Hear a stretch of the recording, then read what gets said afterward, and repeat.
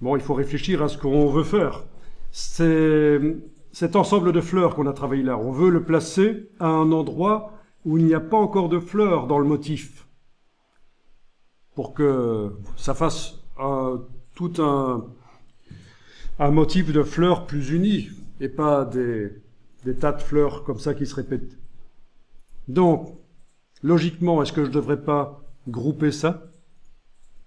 C'est ce qu'on va faire déjà. Pour pouvoir déplacer facilement ces deux choses-là, ce serait peut-être intéressant de les grouper. Donc, activer les deux calques avec clic, majuscule clic, activer ces deux calques qui composent cette partie-là. Donc, ils sont tous les deux activés. Clic, shift clic, voilà. Et vous cliquez sur l'icône de groupe, de dossier, là. Et voilà, ils sont dans un dossier, tous les deux. Et ce sera plus facile de les déplacer. Avec l'outil de déplacement, et vérifiez bien que dans l'outil de déplacement, ceci ne doit pas être coché. Quand vous avez l'outil de déplacement activé, si ceci est coché, il va se passer un problème. Quand vous allez essayer de déplacer ça, c'est un des calques à l'intérieur du groupe qui se déplace. Ça dépend lequel, ça dépend là où vous cliquez. Ben oui, c'est la sélection automatique de calque. Donc on décoche. Dans ce cas-ci, on ne veut pas que quand on clique sur une partie de l'image, le calque s'active tout seul. Donc le groupe est fermé ici. Outil de déplacement, c'est décoché. Si on déplace, c'est tout le contenu du groupe qui se déplace. Je dois bien sûr afficher en dessous pour savoir ce que je fais. Voilà. Et je vais le placer quelque part pour boucher. Alors, je peux aussi le dupliquer. Alt et aller dupliquer. D'accord? Voilà. Je peux tourner. Tiens, le triangle là, il est vraiment foireux, je vais l'enlever. J'enlève l'œil. Voilà. Ok. On peut faire de la transformation manuelle. CTRL T. Ah tiens, il y a un truc zarbi là. Bon, le troisième groupe a été fait de manière bizarre. Alors, le premier groupe, c'est ça. Ok. Deuxième groupe, c'est ça. Ok. Troisième groupe. Avec la touche Alt, je déplace. Ah tiens, il me fait un truc bizarre là. Oui. C'est sans doute dû au fait qu'on est en motif là en fait. Oui. Ok, je vais déjà m'occuper de celui-là. Transformation manuelle du groupe.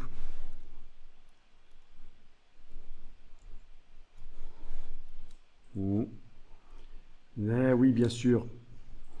Il faut que je le tourne. Ça, c'est le problème quand on est en édition de motif. Voilà. C'est le problème quand on est en édition de motif, c'est que il vaut mieux qu'il soit à l'intérieur complètement du motif si je fais une transformation dessus. Oui. Voilà, là ça marche. Vous voyez le problème? S'il déborde et j'essaye de faire une transformation manuelle sur lui, ça fait un truc bizarre. Il faut que je le mette à l'intérieur, c'est ça, voilà. C'est comme le remplissage intelligent tout à l'heure. Si on l'avait fait ici, ça aurait complètement foiré. Techniquement, on aurait pu le faire, mais la sélection au lasso, il aurait fallu qu'elle ne déborde pas du tout en dehors du cadre bleu du motif, et ça aurait été difficile. C'est pour ça que le remplissage intelligent, il valait mieux le faire avant d'être en éditeur, en aperçu de motif. Voilà, là ça marche. Ok, ça marche là. Ok, l'autre groupe qui est là, celui-là j'ai aussi intérêt à le déplacer complètement là. Complètement, on a dit. Eh oui. Voilà, c'est ça. Il faut vraiment que aucune de ces occurrences n'apparaisse dans le... Voilà. dans le cadre. Sinon, vous pouvez aussi aller dans affichage aperçu du motif, et là, vous n'avez plus ce problème.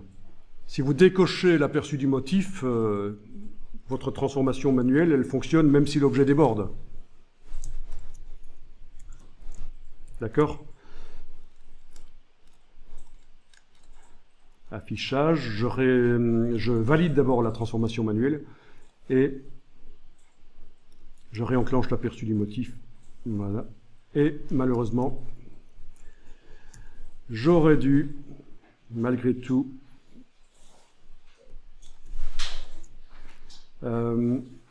transformer pendant qu'il était totalement visible ici. Voilà, ok. On va dire comme ça, c'est bon. Affichage, aperçu du motif. Ok, c'est pas génial ça? Tout ce qu'on peut faire avec ça? Ah, il faut maîtriser, hein. Il faut vraiment que quand on fait la transformation manuelle, ça ne déborde pas. Là, je mets le calque de texte entre les deux calques des fleurs, comme ça. Voilà, j'ai un effet qui peut être intéressant avec le texte partiellement caché par une des fleurs, mais qui repasse par-dessus l'autre. Donc c'est juste mettre le calque de texte entre les deux. Après, ça devient la création, c'est vous qui gérez.